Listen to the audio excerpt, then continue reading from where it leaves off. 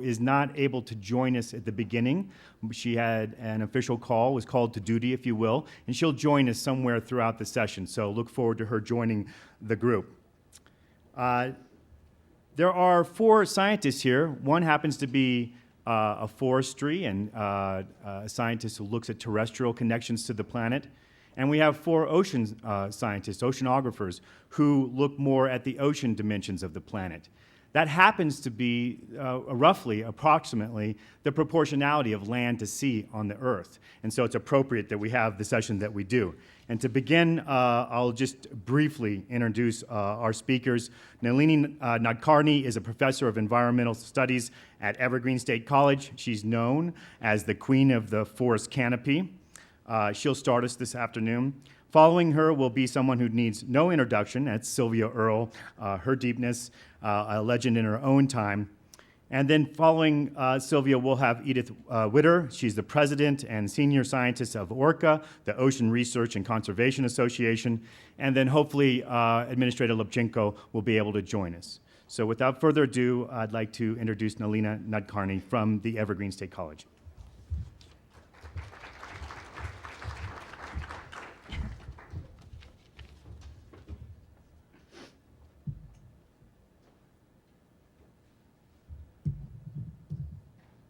The forest and the sea. As a forest scientist here with 3 marine biologists, I am glad to represent the terrestrial part of the planet in terms of biodiversity.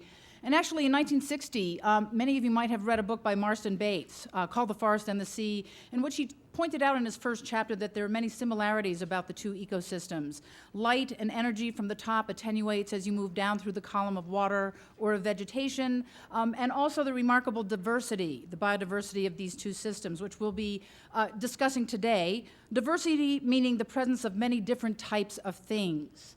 And humans have a strong proclivity for diversity, both in the objects we make as well as the ecosystems in which we choose to study and work. Biologists liken rainforest canopy like this to a tapestry made of many beautiful threads, interwoven in many different ways. And we value the biodiversity of these systems because of the wonder of their complexity, because of their promotion of healthy functioning of water and nutrient cycling, and also their resilience to disturbance. So all of those are ecological values of biodiversity. When we think about diversity, very often scientists think about the number of species, but I'd like to take a broader view this afternoon and talk about not only the diversity of species, but also the diversity of functions and the diversity of values that our natural ecosystems provide.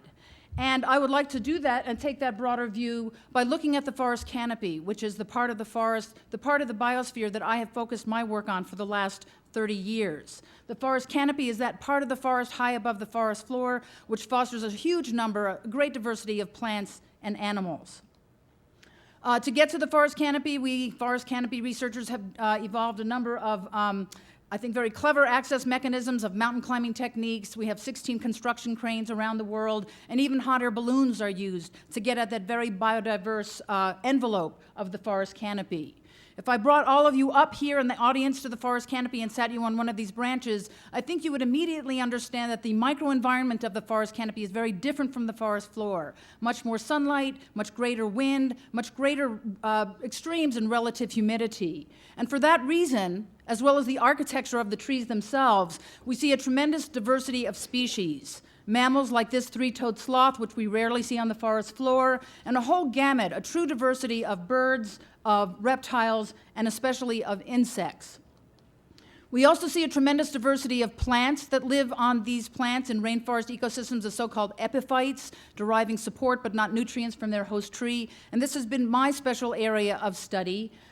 These plants are very speciose. There are over 28,000 species of vascular plants that live in the canopy worldwide, and over 15,000 species of mosses and lichens. So that first initial definition of species, that is the diversity of species, is very prevalent in the forest canopy.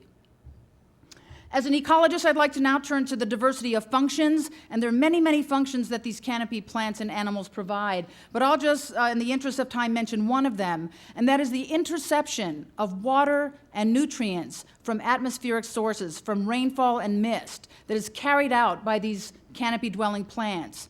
And if you think of what a raindrop is actually a bit of particulate, a little speck of dust that has in it the necessary nutrients of nitrogen, phosphorus, magnesium, and other nutrients around which water vapor coalesces, enough to form a mist droplet or a raindrop that then gets heavy enough to fall.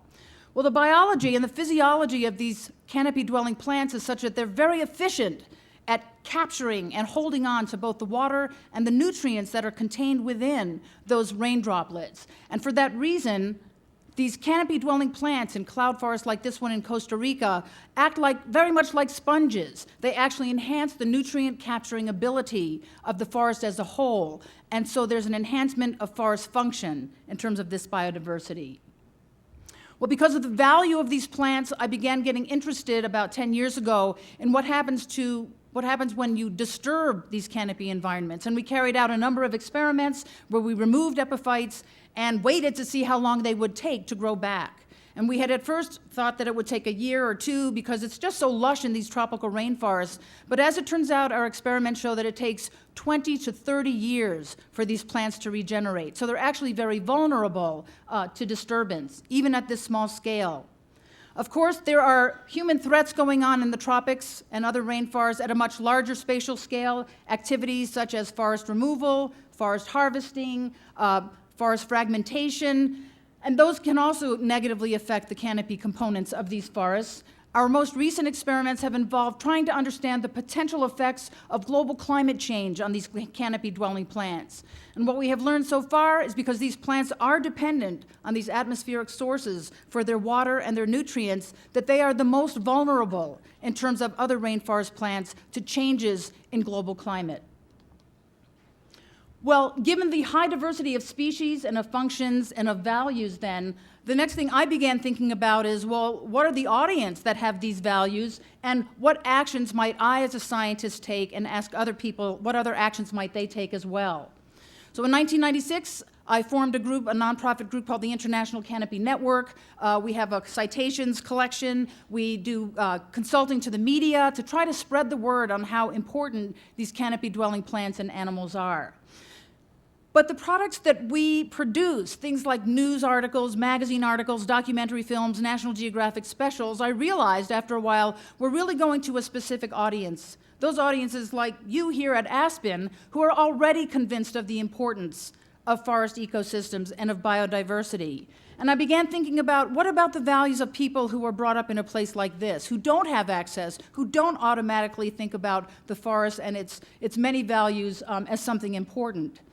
So over the last few years, I've been embarking on a number of projects that would link the ecological values that I and my colleagues and students have discovered about forest canopies to other values in ecosystems. And just today, I'll just touch on linking the ecological values of trees in the canopy to spiritual values, aesthetic values, and social justice values. And I'll start with spiritual values. Now, when you talk about trees and spirituality, it's actually a pretty close link. I think most people would agree with Hermann Hesse, who said, "Nothing is holier, nothing is more exemplary than a beautiful, strong tree." And I began getting curious about what are the spiritual values of trees and how are they recorded in the religious writings of various world religions. And so I jumped into the Old Testament, and of course, when you open the book of Genesis and you look at the second verse, you get to know two very important trees, the tree of life and the tree of knowledge and good of evil. And I actually downloaded the Old Testament from the web, and I did a search for the word tree and forest, and I found out that there are actually 328 references to those two words, trees and forests. And I did the same thing with the Quran, with the Bhagavad Gita, with the Talmud, and various other Buddhist writings. And after gathering the information of how important trees and forests are, how they play a central role in the peoples of the various religions of the world, I invited myself to a number of churches and synagogues and temples to tell them about that. And so now I have sort of a traveling sermon in which I can link trees and spirituality to show that they are really an important value for human beings. Aesthetic values, of course, are closely associated with trees and forests. When we see a painting like this one by Susan Arand, something in us moves, I think, in a way that perhaps looking at data and graphs might not move us. And so I've gone through a number of what I've created Canopy Confluences, in which I invite scientists, ecologists, forest ecologists, as well as musicians and artists and opera singers and modern dancers to come with me to spend a week in the forest, to climb trees, and then to express what is learned by that interaction into art. You can see this piece on the left by Bruce Chow that hangs in a Rhode Island forest where he works. We had a modern dance group from California, from San Francisco, called Capacitor, that came down to my forest sites in Costa Rica and created a wonderful dance called Biome that we have performed in San Francisco and in Seattle, with an educational bit by me talking about the importance, the complexity and the diversity and the fragility of forest ecosystems. We brought a number of musicians into the canopy, and I have to say that the musician that has received the most interest is Duke Brady right here, who's a 21-year-old rap singer. And when I play Duke's songs to the classrooms that I go into occasionally, they all love Duke's songs best. And so I started a program called Sound Science, in which I hire a professional rap singer named Caution there on the left. We bring underserved students from middle school students from Tacoma. We go out with a biologist as well as the rap singer as well as Caution. And then in the afternoons, we come into the sound studios at the Evergreen State College. The kids themselves make up their own rap songs, their own spoken word poetry. And by the end of the week, it results in a CD that they can take home and share with their friends and their family about their experience in their valued language, which is rap music and hip hop music, about their field experiences. Well, what about social justice values? How do you bring trees and forests and nature to incarcerated men and women behind bars? And I began exploring this a few years ago, and this actually goes back to the research I mentioned earlier about how long it takes for mosses to grow back. Well, in the Pacific Northwest, there's sort of an industry, it's a secondary forest product industry, which involves scraping mosses off of trunks and branches for the horticulture trade to make things like hanging moss baskets. And do you remember how long it takes these mosses to grow back?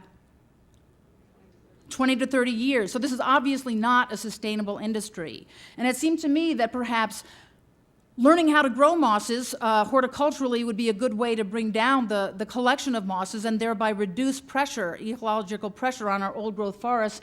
And it also seemed to me that prisoners would be really great candidates for helping me learn how to grow mosses. They have a lot of time, they have a lot of space, and it doesn't take sharp tools to grow these mosses. And indeed, they were fabulous collaborators.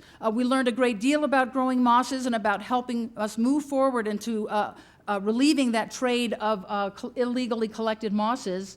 But we also found we met with such success and such interest on the part of these men and women behind bars that I began bringing other scientists into the prison to give lectures about their science and their sustainability projects. Like we had a speaker about organic gardening and about beekeeping. And sure enough, we began implementing these programs. So now there are 4 prisons in Washington State where we have organic gardening, where we have composting, where we have beekeeping, and where we have recycling.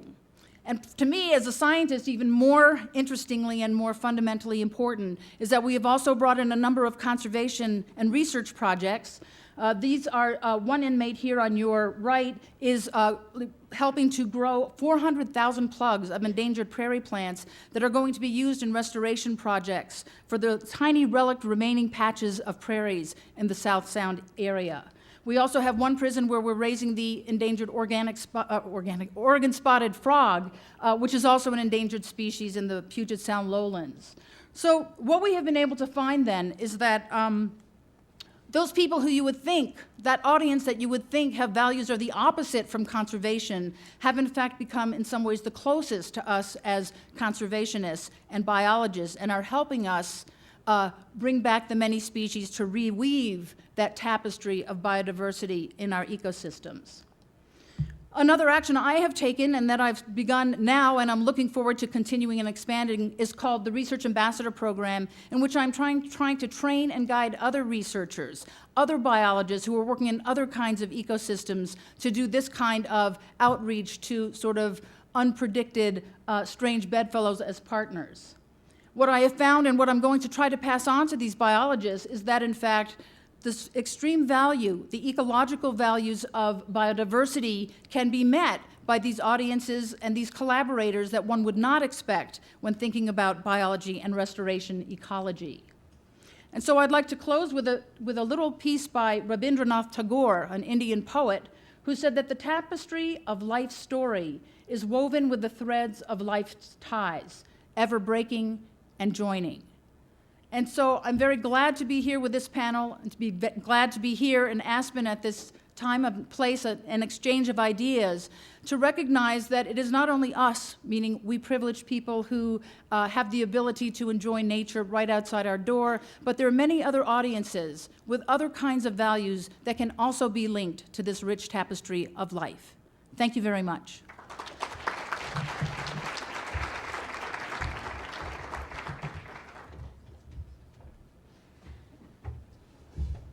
Thank you, Nalini, and thank you for connecting what really is an important lesson about how biodiversity has a human connectedness and to our human habitat in terms of spiritual and aesthetic and social justice causes. I think that sometimes that connection is very, very difficult to make in the mind's eye, and certainly in terms of a social dialogue.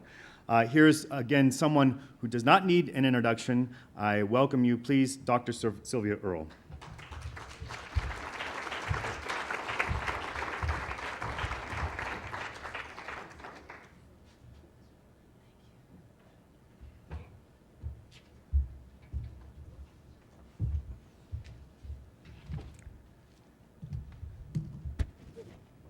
So, yes, we are all connected. And I hope in the next few minutes I can do something to convince you that we are all sea creatures, in a way.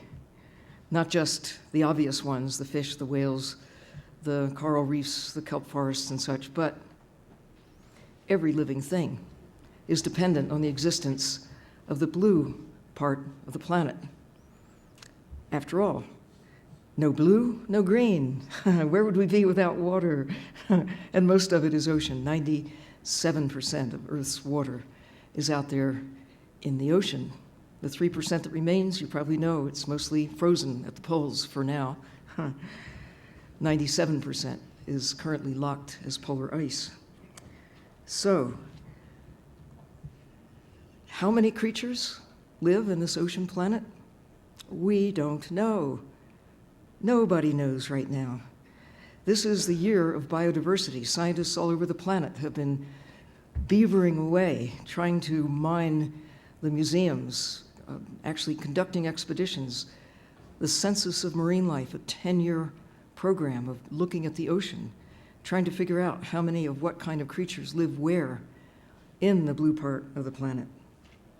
The part of the planet that, after all, delivers most of the oxygen to the atmosphere, drives the water cycle, drives the carbon cycle, drives the nitrogen cycle, basically keeps us alive. It's been developing for 4.5 billion years, finally getting to the point where it's just right for the likes of us.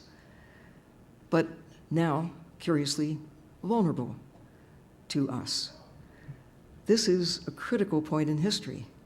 For the first time, we're beginning to look around and say, well, who are all these other creatures, and what is their role in our lives? We know that trees are good for lumber.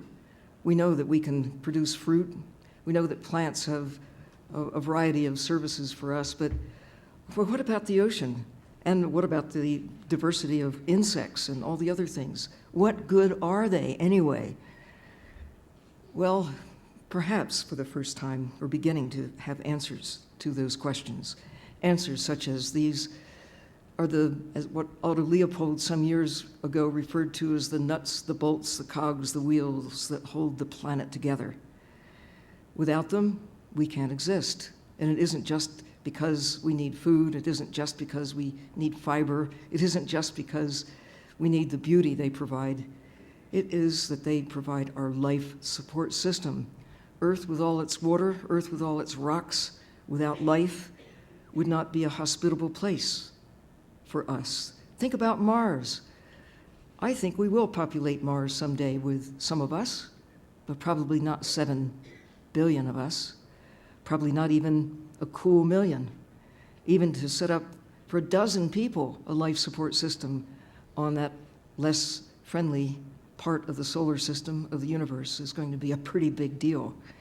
We need to respect the diversity of life that keeps us alive. And maybe for the first time, we're getting to the point where the smallest little snail darter, the tiniest little microbe in the ocean, is beginning to win a new kind of respect. All in all, we've only named about somewhere between 1.5 million and 2 million variations on the theme of what we refer to as species. Great diversity. But it's thought that that's just a tiny fraction of what actually exists so far yet to be named. Are there 5 million, 10 million, 50 million, 100 million? When do you start counting the microbial diversity that really is at the root of all of what keeps all forms of life alive through their actions shaping the chemistry of the planet, including our own body chemistry? Where would we be without microbes? We wouldn't exist. We couldn't exist. But it doesn't stop with species. Look around the room. Even if there were twins or triplets in this room, we could see that they're different. If you look at other creatures that we're familiar with, cats, dogs, horses, you know there aren't any two alike. It's true with other forms of life as well. No two trees exactly alike. Maybe no two leaves on any tree, or all of the trees put together alike. And not just now, but through all history. The capacity for diversity is enormous. Get this. There are no two sardines exactly alike. You zip open a can and you look and you think, well, they all look alike to me. But I'll tell you, if a sardine came swimming through this room, they'd probably think the same thing of us. They all look alike to me. But I spent thousands of hours underwater getting to know that every fish has a different face. And I don't mean that barracuda are different from damselfish. Of course that's true. I mean that every damselfish of a certain kind is different from every other one that exists today or ever has existed or ever will exist. The other great miracle of life is the common ground we all share, the vulnerability that we have to changes in the environment, the way it is today, the way it was 100 million years ago, the way it will be going forward, and the realization that alone among all species that have ever lived on the planet, we appear to have the capacity to actually alter the nature of the way the world works, not just in 10,000 years, but in less than 100 years. And the pace is picking up. The good news is, for the first time in all of human history, in all of planetary history, there's a species that is beginning to understand that this power exists, that we can, elevate the amount of carbon dioxide in the atmosphere, setting in motion a warming trend, an acidification trend in the sea. We can actually alter the flow of rivers with dams that we construct that not only influence us, but influence a whole spectrum of life in the ocean. We sit here now witnessing from afar an event in the Gulf of Mexico that is shaping the character of that place, but in a way shaping in subtle ways, nudging the planet as a whole. We have the power of knowing. We have the power of caring. We have the power to do something about the knowledge that we've got in a way that makes us the luckiest people ever to live, we who start the 21st century. Because before we couldn't know these things. We hadn't harnessed energy that we have harnessed over the last half a century, fossil fuels that have taken us to the moon, that have given us the perspective that now gives us this incredible understanding of things we now need to do if we are going to shape the future in ways that will favor us and the rest of life on Earth as we know it, to maintain that kind of stability, that diversity of life, our own human cultures included, but especially the diversity of life. You called it a tapestry of life. We have made such inroads in that tapestry on the land, pretty obvious. What we've been less conscious of is the inroads we've made in the tapestry of life in the sea. Some of you probably don't realize 90% of the big fish have been extracted from the sea in the last 50 years since I was a kid. that about half the coral reefs are either gone or in a state of great decline in the last 50 years, that the forests in the sea, there are forests in the sea, kelp forests known as the sequoias of the sea, the seagrass meadows, the marshes that border the shores, all doing what forests are known to do, grabbing carbon out of the atmosphere, locking it away. The plankton in the ocean, locking away carbon, storing it in fish, every one a carbon-based unit. Maybe someday we will get to the point of understanding that while we can give carbon credits for forests, maybe we should think about carbon credits for the blue part of the planet that is also grabbing carbon dioxide, storing it, sequestering it in deposits in the deep sea, or as a standing crop of fish, and value them alive more than we do on our plates. That change, for the first time, we can begin to assess. I want to take you to a part of the planet to show you a forest that most people haven't thought of as a forest. It's in the waters of the North Atlantic Ocean, off the island of Bermuda. Some of you, perhaps, who go to the shores of the Bahamas or Bermuda or the Gulf of Mexico, oh, by the way, may be familiar with these great rolls of golden sargassum weed that come ashore, much to the displeasure of hotel owners and beachgoers, but to the joy of birds that love to feed on the bounty that comes ashore. It serves the purpose, too, of holding the shore. When it gets raked up and burned, actually it's taking away nutrients, taking away the very ingredients that would hold the beaches in place if left in place. Only now, in recent times, do we have the capacity to even go up in the sky and for the first time observe the extent of these coastal and marine forests, places in the open sea where masses of plants, well, photosynthetic organisms anyway, are harboring hosts of small creatures, some of them unique to these floating forests. The reason I want to share this particular clip with you, actually threefold: to introduce you to the forests of the sea that are out there in the open sea and blue water well beyond the shore, canopies that are actually floating, providing haven for young turtles, haven for young tunas, haven for many creatures that have, in the wide open blue expanse of the ocean, few places to hide or to find food. But also, I want to show you the beginnings of technology that were started back in the 30s and the 40s when intrepid explorers first began harnessing the new technologies of that time to gain access to the sea below where people had been able to go before. After all, the blue part of the planet, the ocean, dominates the biosphere. It's 97, 98. I think Dr. Widder will point out it may be 99% of the biosphere where life on Earth actually is. It's the ocean. And our access to it is pathetic as we sit here today. Getting a piece of equipment that can go to 5,000 feet, magic number. It's where the oil is currently spilling into the Gulf. How do we get there? With remotely operated vehicles? But how about taking ourselves? Taking the human mind, the brain, the capacity to wonder and look and solve problems by being on the spot directly. Handful of vehicles, 2 in Russia, 1 in China, 1 in Japan, 1 in France that can go to 6,000 meters or a bit more, 1 in the United States that can go to 4,000 meters, the Alvin. But the fleet is depressingly small. And where is the technology to go to full ocean depth? Why not go 7 miles?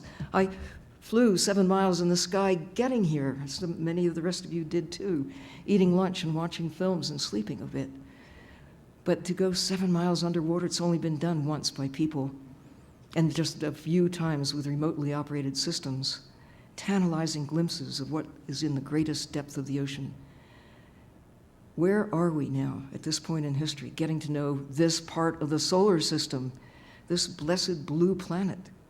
Well, much of the beginning took place off the coast of Bermuda, when William Beebe and Otis Barton, an engineer and a biologist, collaborating to develop a technology that glimpsed for the first time life a half mile beneath the surface.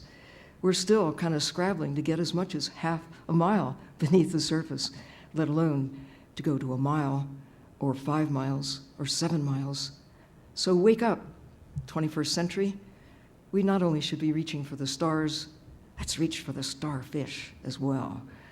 I'm also going to give you a jump start on Dr. Widder's presentation. She is an expert on bioluminescence.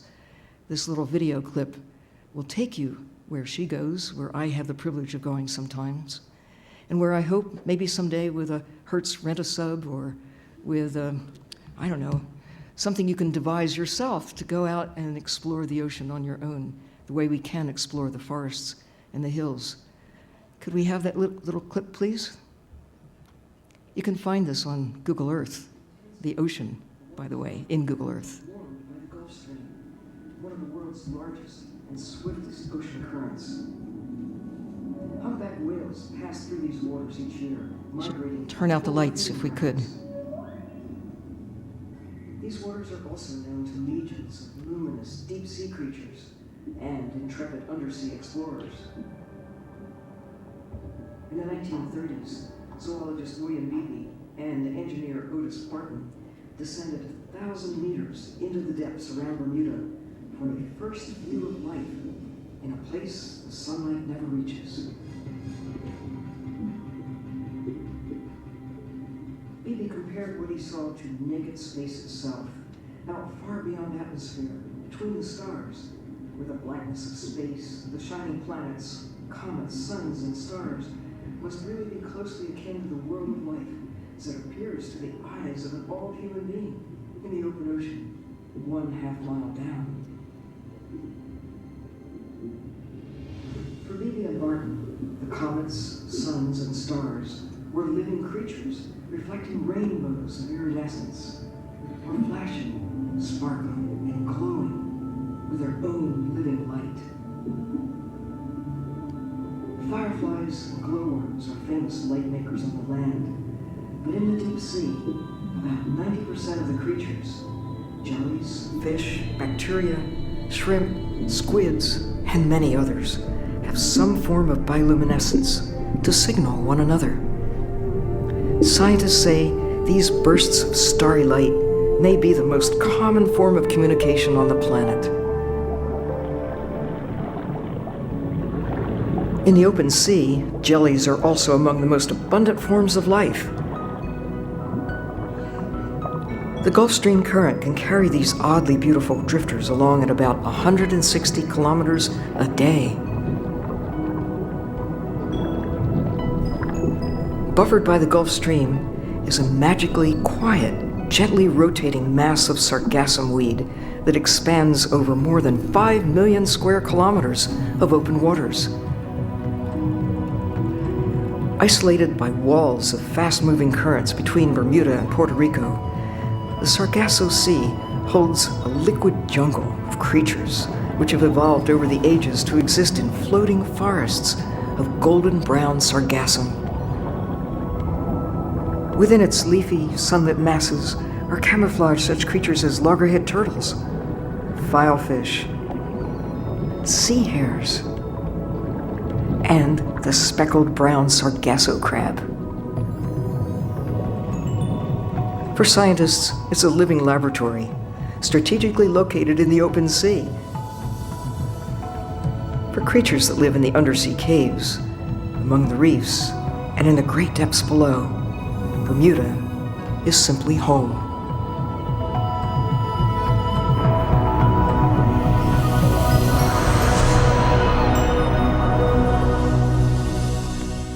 Home for those critters, in a way, an evidence of a piece of our home as well. But what we know about the ocean, less than 5% has been seen, let alone explored. Maybe it's no wonder that of the 1.5 to 2 million species of creatures that we've discovered on the planet and named so far, that only about 250,000 have been identified in the sea, despite the efforts over the last 10 years of scientists working on the census of marine life. Does that represent how many there are? Not at all. We're just beginning to explore this living planet.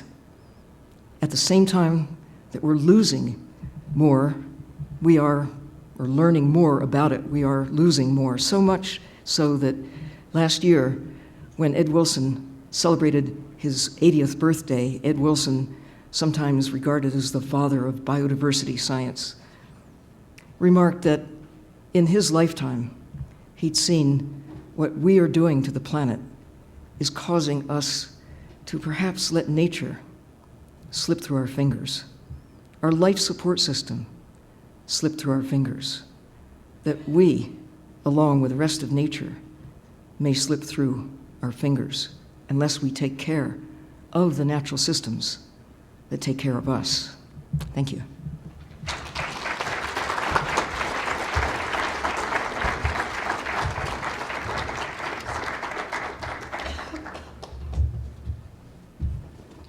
Again, thank you, Sylvia, for reminding us that not all of the forests are on the land. I'd like to introduce Edith Widder. She is Dr. Edith Widder, is the president and senior scientist of the Ocean Research and Conservation Association, ORCA. She's a deep sea explorer and internationally recognized expert in bioluminescence and technology development. Thank you.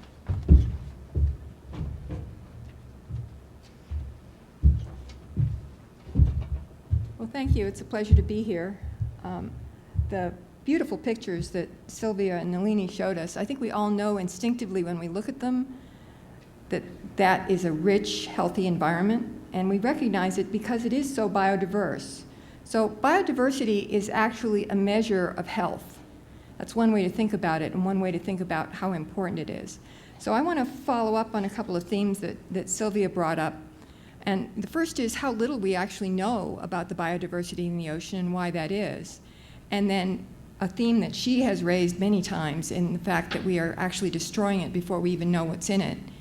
And then what I believe we need to be doing, or at least what I'm trying to do to address that challenge. So, as Sylvia mentioned, and I expect everybody knows, 71% of the surface of our Earth is covered by water.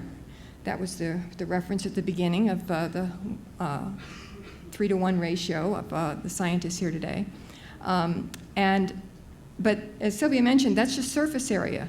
If you think in terms of the living space on the planet, what's known as our biosphere, our ocean represents more than 99% of that living space.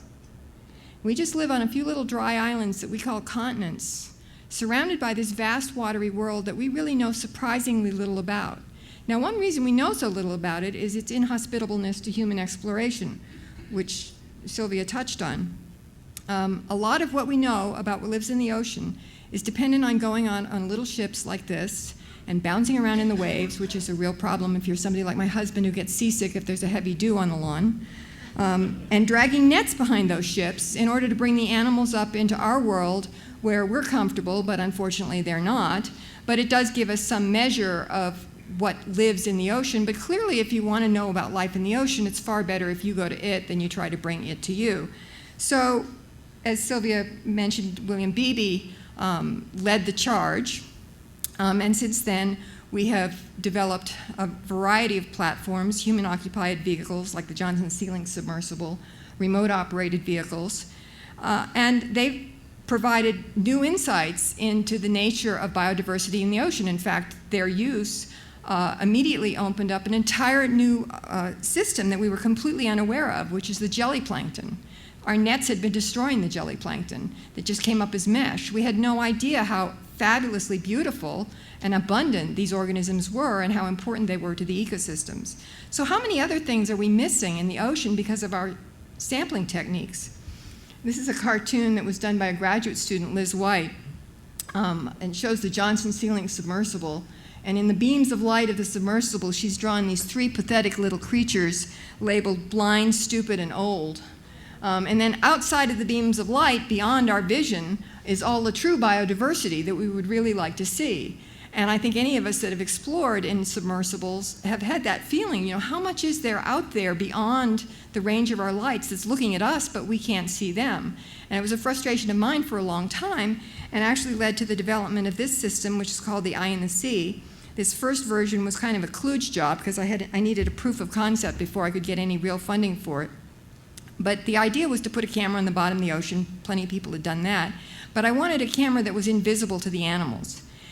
You do that on land with infrared light and infrared cameras, but you can't use infrared in this ocean because infrared light is absorbed so quickly by seawater.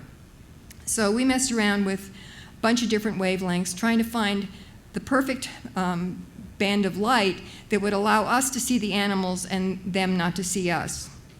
And the other thing I wanted to do was be able to attract active predators, because the primary thing that they do with cameras is they'll put a bait bag down in front of it, and that'll attract the scavengers. But I wanted to attract different types of predators, and so developed this optical lure that was meant to imitate certain types of bioluminescent displays. And fortunately, Sylvia actually showed you one of them, that jellyfish you saw that was doing a pinwheel of light. Well, that's what this was meant to imitate. And I reasoned that this actually might be a fairly effective lure for bringing in large predators from afar. And the first time I got to test this was in the Gulf of Mexico, interestingly enough. So this is the current view with the Deep Horizon oil rig there. And this is the recent closure of the fisheries because of the oil. And this place called the Brine Pool is right there just outside that fisheries closure area. It's an amazing place. You got to see it to believe it. It's a lake underwater. It's brine that's so heavy that it forms a pool on the bottom of the ocean. And then methane bubbles up through it and forms an energy source for the animals that surround it. And you go down in the submersible and you kind of bump the surface of the water. It actually forms waves that lap up against the shore.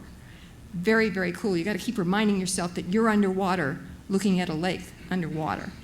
And it's a very rich biodiverse area, and I reasoned it might be a place that large predators would tend to explore. So we took the eye and the sea out there on this first expedition. There's the shoreline. And we put the camera on the edge of the shoreline. There's a bait bag in front of it and the electronic jellyfish. And in this room, you can barely see that, so you're hardly going to be able to see the next image.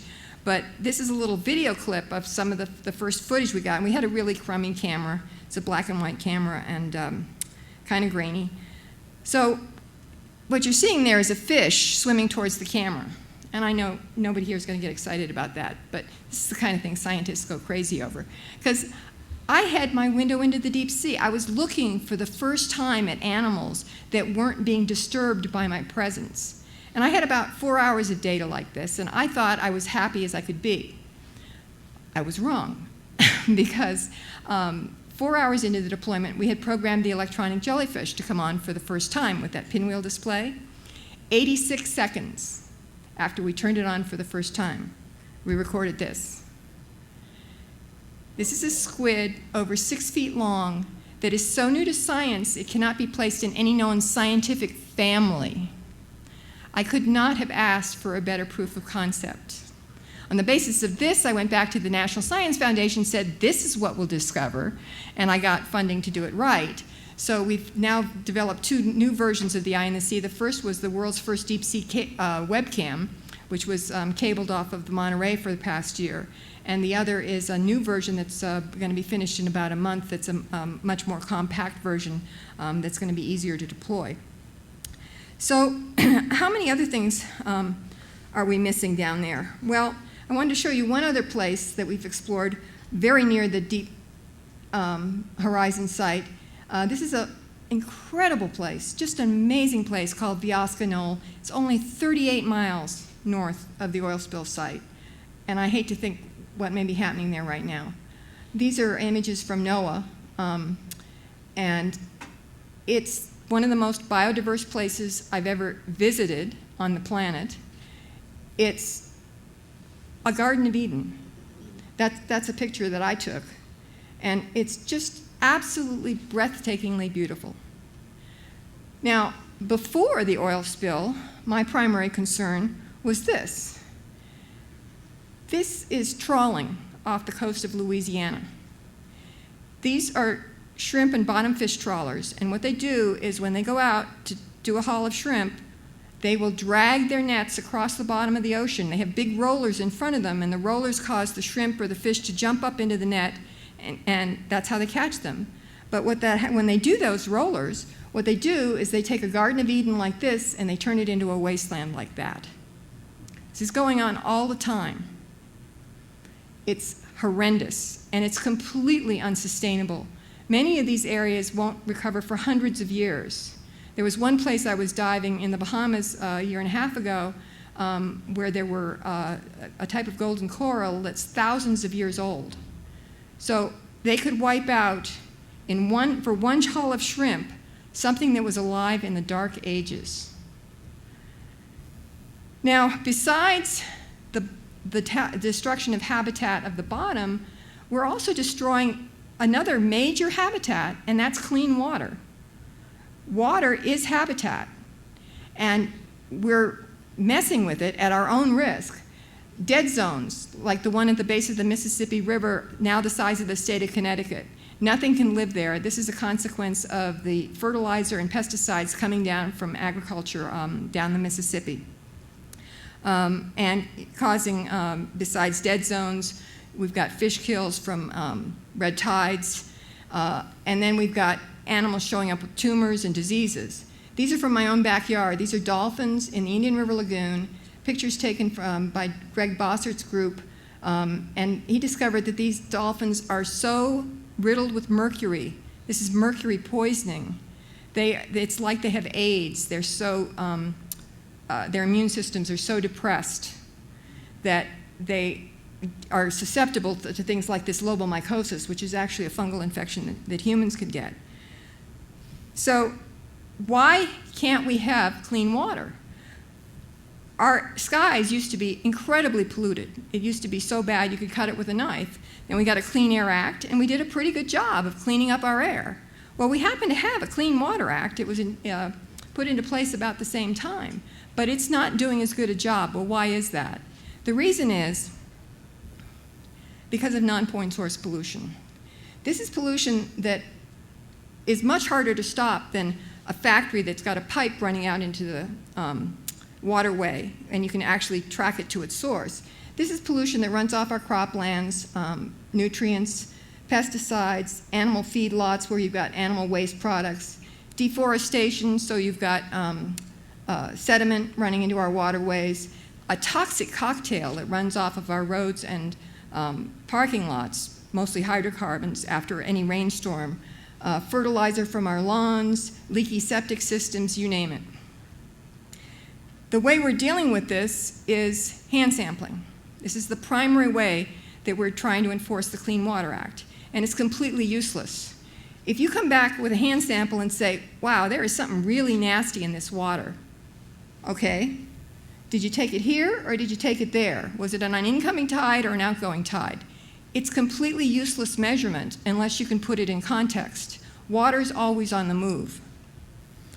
So that was the impetus for the formation of Ocean Research and Conservation Association, which I founded in 2005. And our emphasis is on finding technological solutions to ocean conservation challenges. And the only one I'm going to talk to you about today is this little guy named Kilroy. And we call him Kilroy because we want him to be everywhere, like that Uber GI of World War II fame. And Kilroy is designed to be real-time, wireless, low-cost, and easy to install monitoring system, and we have it all. This is the monitoring package. Kilroy's voice is simply cell phone technology, runs off a solar panel, everything attached to something we call Kilroy's hat rack, so we can attach the thing in less than 30 minutes to an existing dock piling or channel marker. And it measures a whole range of things that we're interested in, but the two that are most important in terms of giving context to that water measurement is flow speed and flow direction. And so when you've got a situation like this, where you've got pollution coming from many potential sources and everybody goes like this, it's not me, it's him, which is why this is so hard to enforce, you've got the pollution sinks, but you can't track it back to the source. But if you have a Kilroy array out there, now you have the markers that you need to be able to tell that that's pollution coming off this golf course or out of this factory farm or out of this community. And there's one catch-22, though. because in order to enforce the Clean Water Act, it can only be an EPA-certified technician that handles the water sample. So to get around that, what we do is we can use Kilroy to trigger the taking of a water sample. So what you're going to see here is a little stormwater event causing the overflow of this euphemistically named lagoon where they hold the manure. And when that happens,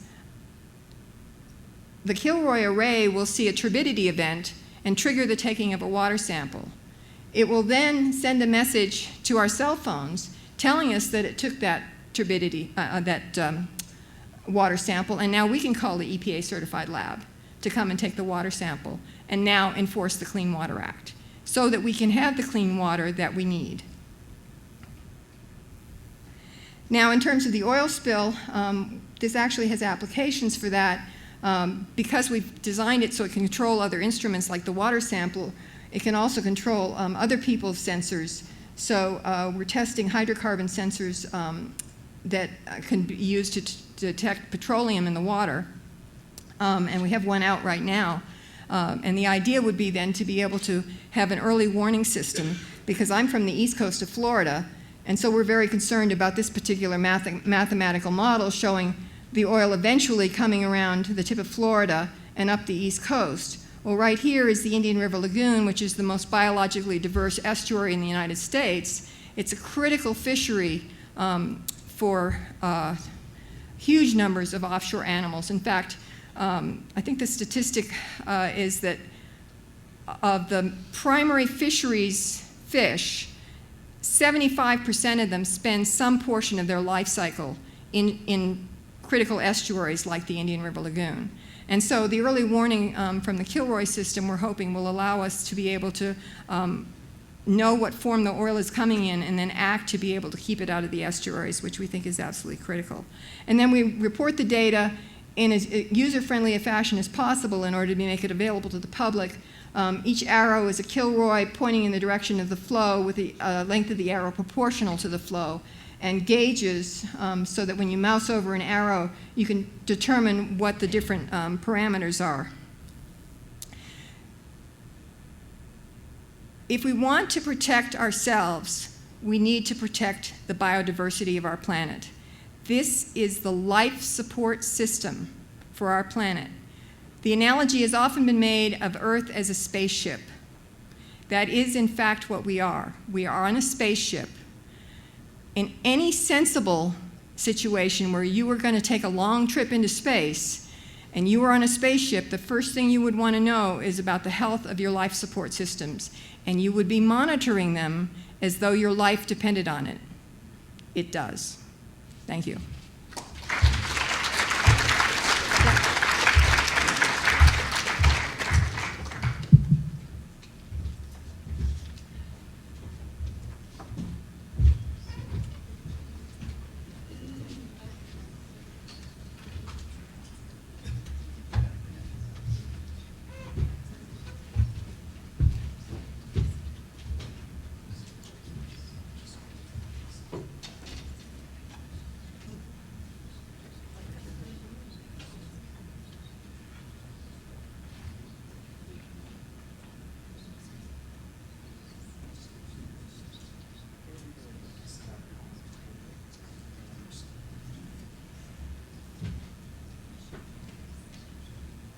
We only have, are the microphones on?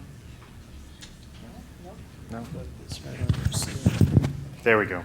We only have a few minutes for question and answer, and unfortunately, Administrator Lubchenco is still on her call. I assure you it's very important, and we'll probably hear about it tomorrow.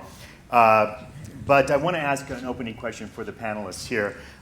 In trying to draw these connections between both the terrestrial and the marine environment, and understanding the complexity and the fragility of how these systems are interconnected, it is a very difficult picture to paint for most people to understand. But given that may be, how are these connections made? What are the connecting aspects that make these ecosystems in the ocean, the terrestrial ones, the forest canopy, all work together? Number one, it's all about the water. Without the water, there's nothing else. I mean, life doesn't exist without it, but Well, I think certainly water is part of it, obviously. You know, scientists have these little quibbles with each other when they sort of try to defend how important their particular organism is.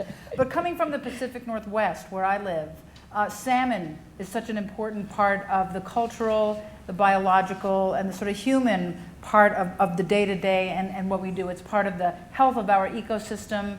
Salmon, as you know, are born in freshwater streams. They stay there hanging out for a few months, and then they migrate out to the ocean where their bodies convert to being able to stand salt water in the ocean, and they live there for 3 or 4 years, and they grow. They gain their biomass there, and then they come back to their home streams where they lay their eggs again. And animals are able to feed on the salmon carcasses and so forth. And there are these wonderful new tools of nitrogen 15, so that we know that this cycle between the forest and the ocean is absolutely a critical and very beautiful cycle. And we care about it because of the salmon that we eat. The Native Americans there care about it because it's a very important fish for their culture and their spirituality. And when we think about saving salmon, we are seeing the decline of a number of our salmon species and subspecies. When we think about protecting them, I think it's one of the most clear issues that we have, one of the best examples we have, that you can't just protect the forest uplands, you can't just protect the riparian zones, that is the riverside areas, you can't just protect the ocean. Those three things have to go together. And I think there are many examples of that kind of an organism crossing the boundaries, but that to me is one of the ones that is most evident. The weather systems that get created in the Pacific Northwest that then dump our 150 inches of rain in Seattle and Olympia and create these amazing temperate rainforests, that's another sort of interaction between sea and terrestrial systems that's absolutely critical and that can be disturbed by many of the human activities that we're seeing. And so it is, as Sylvia said, a water cycle. And that raindrop that you spoke about came out of the ocean at one point. And the oceans are like the kidneys of the planet. They're cleaning up that water and recycling it as long as they can.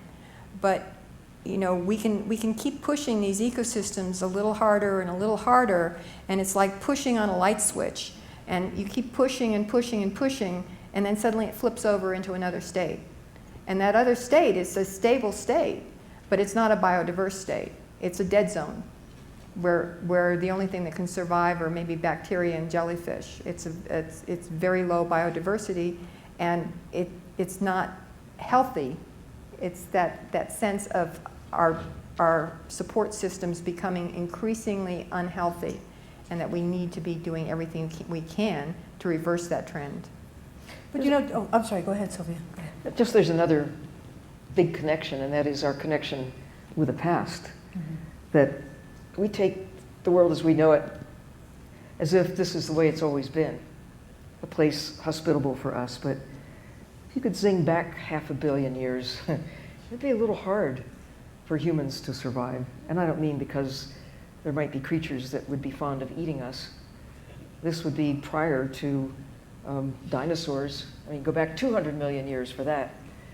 But the oxygen in the atmosphere has taken a long time to develop. The point that really made a huge difference was when photosynthesis clicked in. And oxygen that is toxic to a lot of microbial life suddenly began to increase because photosynthesis that takes carbon dioxide out of the atmosphere generates oxygen and food and has shaped the planet ever since. So we are today deeply connected with all preceding history, and we're deeply connected too to all of the future, depending on what we do or don't do. Let me ask you a different kind of question. We're at Ideas Festival here, and one of the things I noticed the most about the politics and economics of the environment, if you will, is that there's a certain kind of ability to analyze environmental conditions, ecosystem functions, and so forth, in terms of realism and idealism. And I think sometimes the environmental science and environmental protection falls always into the idealism category, but not into the realism. In other words, Middle East war, the Gulf experience disaster, financial crisis, economic stability, all seem to be the headlines, yet the environmental story and the ecosystem function aspect about the human-built environment and how we're getting along with it or not doesn't seem to gather the cognoscente's attention the way other issues do. Why is that? That's a good question. Why don't we answer that question? Because it needs to be answered. I mean, it's so obvious to when you, as a biologist, we're dependent. The economy, our health, our security, life itself, on keeping the planet, these basic systems in good shape. It's not economy over here, environment over there, security over here, environment over there, health over here, environment over. It's because we have a planet that more or less works in our favor that any of these other things are possible. And to the extent that we erode the natural assets, consume them, we're consuming our capacity to live here. So why don't we get it? What kind of, how large does a 2x4 have to be to awaken us to that reality? This is not emotional, this is reality. But I think, Sylvia, that's the key, is that it has not been portrayed emotionally, that scientists have been trained to say, well, here are my data. I know that this is going to, how long the oil is going to last at a given number of meters below the ocean. And so we're just taught to say we have to, because of our need to be objective, which I'm not arguing with, I think that's one of the best parts of being a scientist, that when we try to connect what's going on with the environment to people who are not scientists, but instead who need some kind of an emotional connection, I think that's, to my mind, over the years, that's where I think the gap lies. And that most scientists are not willing or not able or not feel they are not allowed, that they have not been given permission to say, I'm scared of the way forests are being cut down in Brazil. I mean, I am scared. But if I go to a scientific meeting, I show the data that state, you know, how many kilograms of nitrogen are not going to be going to the epiphytes that I study.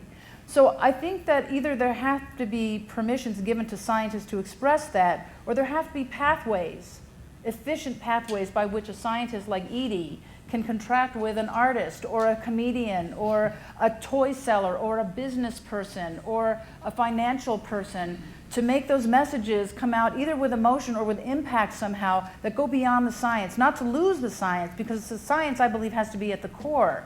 But I think we need new ways of communicating, new partnerships, as I was talking about in my talk, that will bring that information to all aspects of society, so that what Sylvia and all of us, I think, have been saying, which is biodiversity is absolutely essential to our health and well-being, to believe that somehow we need to go beyond the tools, the language, and the numbers of science. Just one quick sidebar to this. You know, the pictures you showed, Edie, of the trawling, that's clear cutting the ocean. And the fish, if you could just appreciate what we do to fish, I mean, it is morally just unacceptable. I don't care how you look at it, it's unacceptable. Chevy Chase gave a brilliant talk at the TED Ocean Conference in the Galapagos this spring. The title of his talk kind of says it all. It was, "If Fish Could Scream." What a difference it would make about how we regard what we do to those amazing animals. I think that it's going to cross the line from idealism into economic reality as we're dealing with more economic disasters like the one that's going on in the Gulf right now, because it's the costs become increasingly evident, and what needs to happen is that we need to start putting an economic value to ecosystem services, so that the like people, breathing.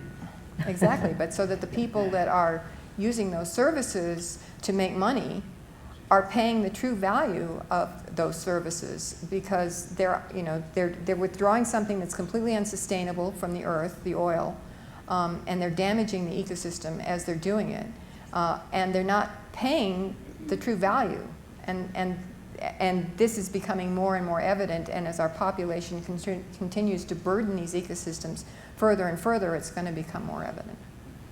I was stalling, trying to hope that Dr. Lubchenco could join us, but I don't think she's going to be here. So let's go ahead and take some questions from the audience. Thank you. My name is Alfredo Spear. I'm an Ideas Scholar for the Aspen Ideas Festival. I appreciate very much the presentations, the excellent presentations. Very briefly, I've had the opportunity to work and probably the disaster of working in a fish meal company, in a fish meal plant. I've worked also in the shellfish industry, exporting industry. And now I'm working with coastal artisanal fishermen. So I've gone from the dark to the light, I think. And I've realized over the past couple of years how much money fish meal plants and economic groups have to be able to develop the best technology possible to capture as much fish as possible. Their IT departments, their commercial engineers, their sea captains, everything they have, their vessels are just top notch. On the other side, I see, and even the trawlers I've been in technological fairs, how entrepreneurs are building technology for them so that they could make more efficient their ripping up of the ocean floor. So then, at the same time, I've had the luxury of coming up to the States and seeing the state of technology and in Europe. Funny enough to see that the regulation and the management of understanding what is being fished, where it's being fished, and when it's being fished is absolutely prehistoric. It's paperwork. And so on the one side you have these high-tech initiatives, ripping up the sea, extracting resources unsustainably, and then we have our, the bright side or the good force of trying to understand. Maybe we can have the panel comment on that. Oh, I'm sorry, yeah, and just to finish, it's just, my question is, what vehicles do you see for entrepreneurs or high-tech development people to be able to fundraise or have vehicles to be able to implement technologies such as Kilroy along these lines? Sorry. It does seem like a breakthrough technology and an interesting facet. Yeah, and we're traveling through the valley of death right now because there isn't really any funding available for developing technology like this. There was when I started Orca, but I couldn't have picked a worse time to start a not-for-profit. But I've seen the federal and the state money completely dry up, and right now I'm entirely dependent on private support. So if there were things like as a not-for-profit, I'm not eligible for what's known as an SBIR, which is a small business initiative. What is ours? Research. Yeah. So if there was something like that available for not-for-profits that were trying to do this kind of technology development, that would be a big help. Another question? Our technology for destruction far exceeds the technology for protection. A bunch of hands over here. Yeah. My question is, how much time do we have until we reach the tipping point? In global warming, one often hears about the parts per million of carbon that will hit about 2050 and then it's lights out. Is there an analog to that in biodiversity?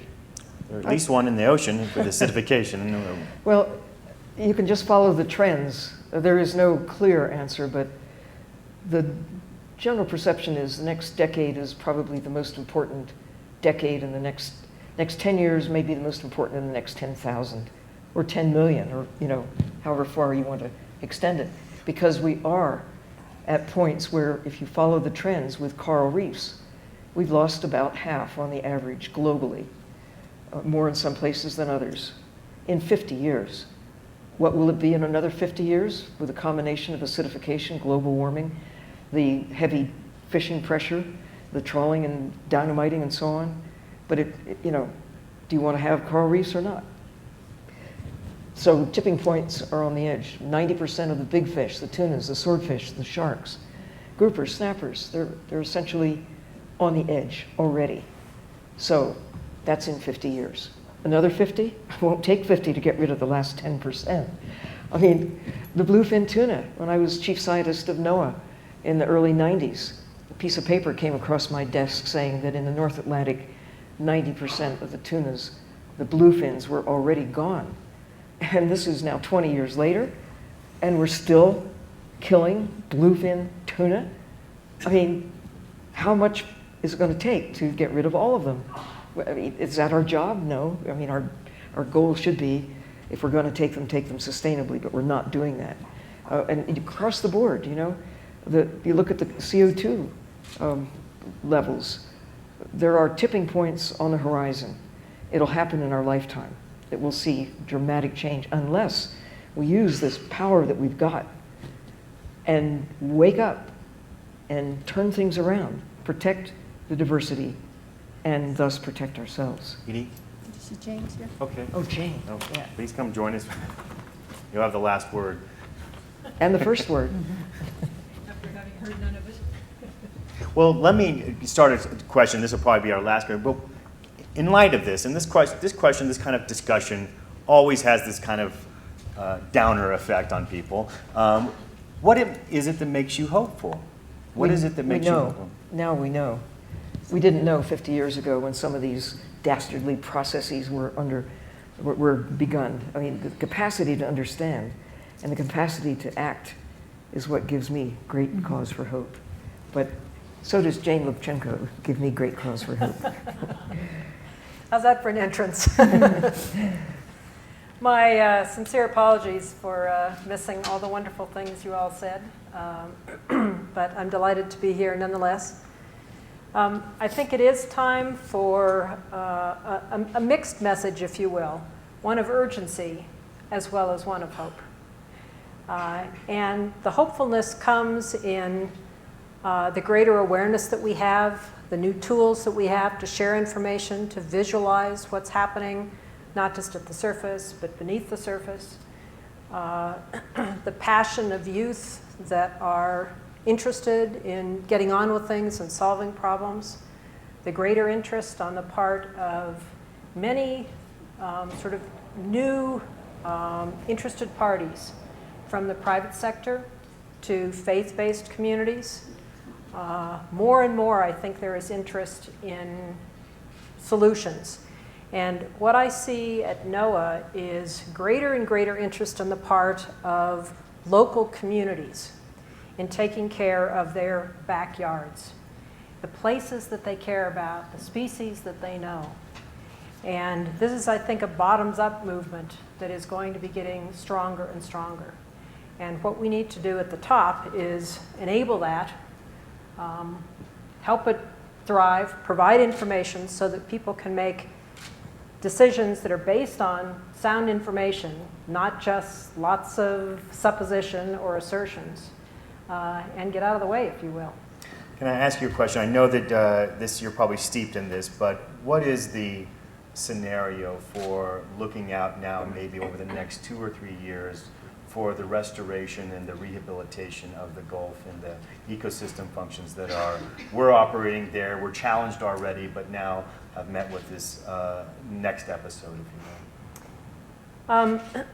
As everybody knows, the immediate focus right now is in killing the well, stopping the flow of oil, trying to capture as much of it as we can and to mitigate the impacts on species, on shorelines, on the lives of people who depend on a healthy Gulf.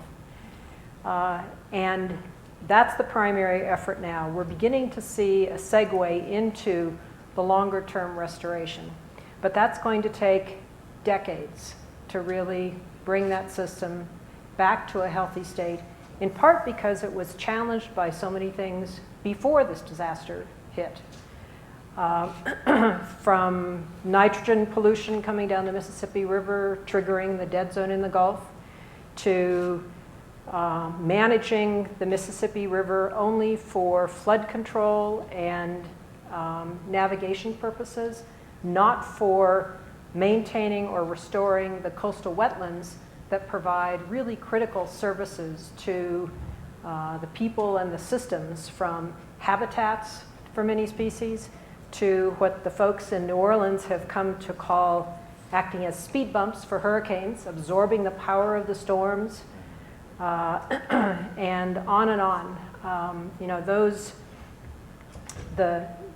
kinds of changes to the system, coupled with overfishing, habitat loss, many other things, and now climate change and ocean acidification on top of that, are all interacting so that this disaster comes on top of a series of other things.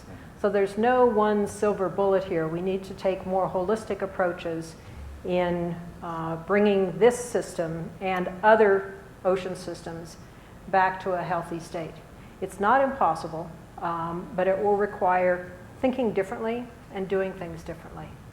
And that's why places like this Ideas Festival are great venues for thinking about not just what is, but what's possible. As we close the session here, I think a lot of people are probably wondering, what is it that I can do? What is it that I'm supposed to do? You know, many of us have a kind of environmental ethic or conservation ethic.